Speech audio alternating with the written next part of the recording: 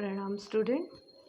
So we are continuing our fourth chapter. हम Einstein के बारे में पढ़ रहे थे बेटा, तो फिफ्थ पैराग्राफ तक हमारा कंप्लीट हुआ था। आज हम अपने सिक्स्थ पैरा से कंटिन्यू करेंगे। Einstein was highly gifted in mathematics and interested in physics. जैसा कि हम पढ़ते आए थे, उनके बारे में हमने जाना किस तरह से उनकी इंटरेस्ट थी, क्या था, उन्होंने क्यों स्कूल छोड़ दिया था, बहुत सारी चीज़ें हमने देखी उनके बचपन के बारे में। तो यहाँ पे ये बताया जा रहा है कि आइंस्टाइन को मैथ्स में बहुत इंटरेस्ट, मतलब फिजिक्स में तो इंटरेस्ट था ही, लेकिन मैथ्स में भी वो हाईली गिफ्टेड थे। कहते हैं ना कुछ लोगों को मैथ्स मतलब जैसे कहते भगवान की देन हो, इस तरह से उनको आता था। तो मैथ्स तो उनको ऐसे जैसे भगवान ने दिया ही था मैथमेटिक्स का नॉलेज, लेकिन उनको फिजिक्स में भी बहुत ज़्यादा इंटरेस्ट था। And after finishing school he decided to study at a university in Zurich. जब उन्होंने अपनी स्कूल की पढ़ाई पूरी कर ली तो उन्होंने डिसाइड किया, निश्चय किया कि वो अपनी आगे की पढ़ाई ज्यूरिक के यूनिवर्सिटी में करेंगे। But science wasn't the only thing that appeal to the dashing young man with the walrus moustache. Walrus, walrus किसको कहते हैं बेटा? वॉलरस जो सी क्रिएचर है, समुद्र में जो एनिमल पाया जाता है उसे वॉलरस कहा गया है। वॉलरस आप जानते ही हो। और मुस्टाच किसको कहते हैं? मूंछ को कहा जाता है ना। तो उनकी जो बड़ी बड़ी मूछें थी। डैशिंग यंग मैन, डैशिंग मतलब बहुत ही हैंडसम दिखने वाले वो यंग मैन जो थे, बहुत ही हैंडसम दिखते थे आइंस्टाइन, और बड़ी बड़ी मूछों के साथ। तो केवल साइंस ही ऐसा सब्जेक्ट नहीं था जो उनको आगे बढ़ा। अपील मतलब क्या होता है? आकर्षित करना। तो कोई भी उस पर्सनैलिटी की तरफ केवल उनके साइंस की वजह से नहीं अट्रैक्ट हुआ, बल्कि वो गुड लुकिंग थे, बड़ी बड़ी मूछों के साथ और हैंडसम लगते थे। He also felt a special interest in a fellow student Mileva Merrick, whom he found to be a clever creature. अब साइंस के साथ साथ जब वो अपनी आगे की पढ़ाई पूरी कर रहे थे तो उनको बहुत ही स्पेशल इंटरेस्ट, हम कह सकते हैं बहुत ही विशेष रुचि आई उनके साथ पढ़ने वाली एक स्टूडेंट, नाम था मिलेवा मैरिक। जो उन्हें लगता था कि वो बहुत ही अच्छी, बहुत ही क्लेवर और बहुत ही अंडरस्टैंडिंग है। This young Serb had to come to Switzerland because the university in Zurich was one of the few in Europe where women could get degrees. अब ये जो यंग सर्ब है, सर्ब किसको कहा गया है? वो जो गर्ल थी मिलेवा मैरिक, तो वो जो थी वो स्विट्ज़रलैंड आई थी, क्योंकि उसका ऐसा मानना था कि ज्यूरिक की जो यूनिवर्सिटी है वो यूरोप की ऐसी कुछ यूनिवर्सिटियों में से है जहाँ पर कोई भी औरतों के लिए डिग्री आसानी से मिल सकती है, मतलब वो अपनी पढ़ाई वहाँ पर कर सकती हैं। Einstein saw in her an ally against the Philistines. Einstein को उसके अंदर एली, एली मतलब एक दोस्त नज़र आई उसके अंदर, जो वहाँ पे बाकी जो लोग थे वहाँ के, उनके मुकाबले ये जो मिलेवा मैरिक थी उसके अंदर आइंस्टाइन को अपनी एक दोस्त नज़र आई। Those people in his family and at the university with whom he was constantly at odd। मतलब उन लोगों के लिए जो लोग उसके यूनिवर्सिटी के थे, उसके घर के थे, उसको हमेशा लगता था कि वो बहुत ही अलग है। एट ऑड मतलब जिससे वो हमेशा कहते हैं ना मतभेद होते रहता है, जिससे वो मतलब सेटिस्फाई नहीं होते हैं, जैसे फैमिली मेम्बर्स के साथ या स्कूल में या मतलब यूनिवर्सिटी में सभी के साथ उसका लगातार मतलब बहस होते रहता। लेकिन मिलेवा मैरिक जो थी वो उसे अंडरस्टैंडिंग लगी, बहुत ही क्लेवर लगी। The couple fail in love. अब ये जो कपल यानी मिलेवा मैरिक और एल्बर्ट आइंस्टाइन, इन दोनों को प्यार हो गया।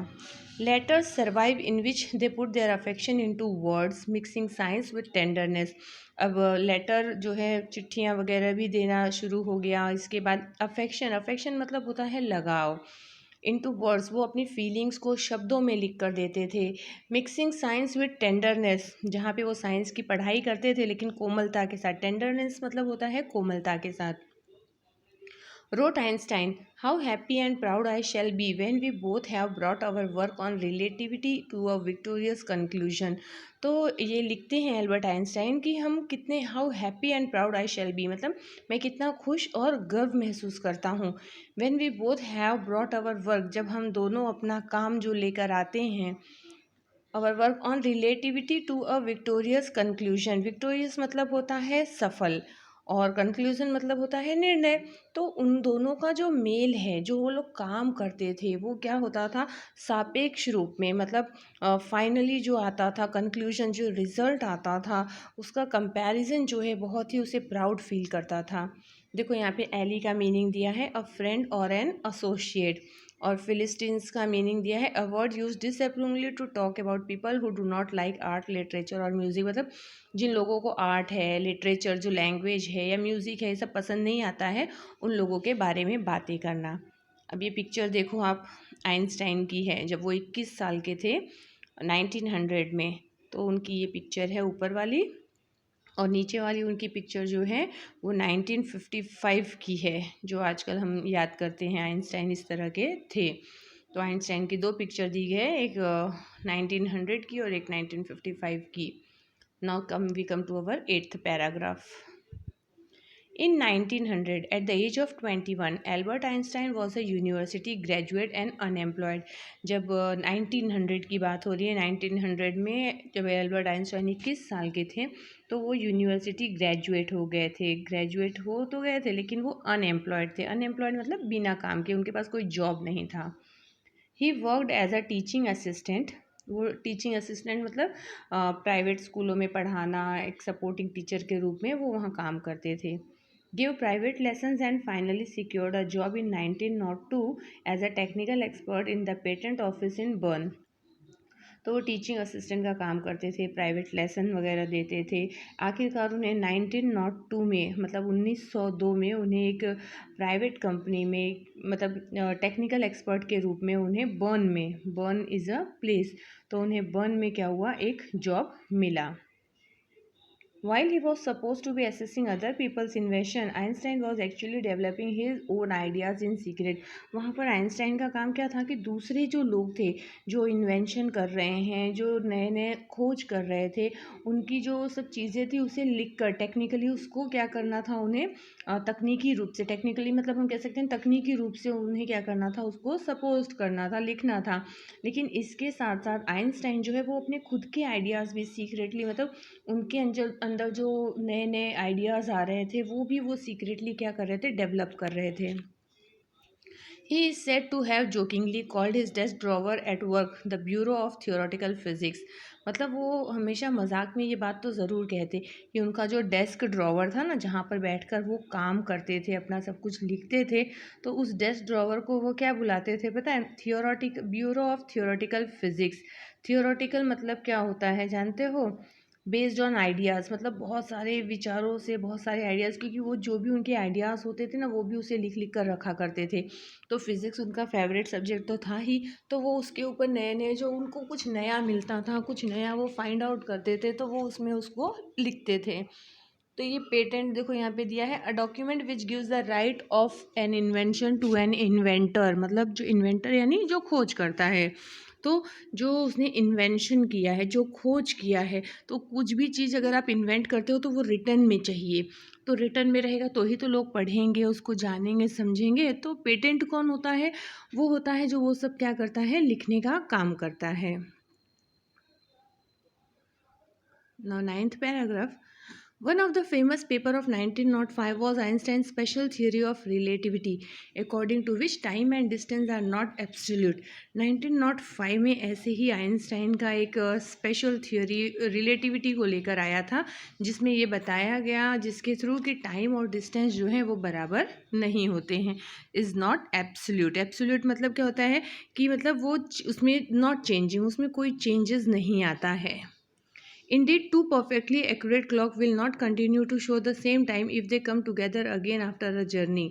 यहाँ तक कि उनका ऐसा भी कहना था कि अगर दो क्लॉक, मतलब आप दो घड़ी जो है एक्यूरेटली टाइम फिक्स करके रखो, उसको एकदम फिक्स टाइम, एक्यूरेट मतलब एकदम सही टाइम पे रखो, लेकिन जब वो दोनों घड़ी अपना वो जो एक राउंड पूरा करती हैं ना, तो जब वो पूरा करके आती हैं तो वो सेम टाइम नहीं बताएंगी, थोड़ा सा डिफरेंस तो उसमें आ ही जाता है। If they came together again after a journey, if one of them has been moving very fast relative to other, अगर एक घड़ी जो है वो दूसरे से थोड़ा तेज चल रही है तो क्या होगा, कभी भी वो सेम टाइम नहीं बता सकती है। From this followed the world's most famous formula which described the relationship between mass and energy. और इससे आइंस्टाइन ने एक नया फार्मूला वर्ल्ड को दिया जो बहुत ही फेमस फार्मूला हुआ, जो मास और एनर्जी के रिलेशनशिप को डिस्क्राइब करता है। नीचे फार्मूला दिया है, E is equal to m c square. ये जो फॉर्मूला है किसको लेकर है, मास और एनर्जी को लेकर। मतलब मास और एनर्जी के बीच जो रिलेशनशिप है, ये नया फॉर्मूला आइंस्टाइन ने इस वर्ल्ड को दिया और ये बहुत ही फेमस फॉर्मूला बना। यहाँ पे देखो नीचे दिया है, in this mathematical equation E stand for energy. E किसके लिए है, एनर्जी के लिए है। एम फॉर मास, एम जो है मास के लिए है। And c for the speed of the light in a vacuum about 3 lakh kilometre पर सेकेंड। तो ये आप लोग अपने मैथ्स में पढ़ोगे, ये फॉर्मूला आपको आएगा भी, इवन साइंस में भी आएगा मास और एनर्जी के रिलेशनशिप को लेकर। एब्सोल्यूट, एब्सोल्यूट मीनिंग है measured in itself, not in relation to anything else. तो ये जो हमारा 9th पैराग्राफ यहाँ पे ख़त्म हो रहा है, तो हम अपने नेक्स्ट वीडियो में इसके आगे का कंटिन्यू करेंगे। प्रणाम।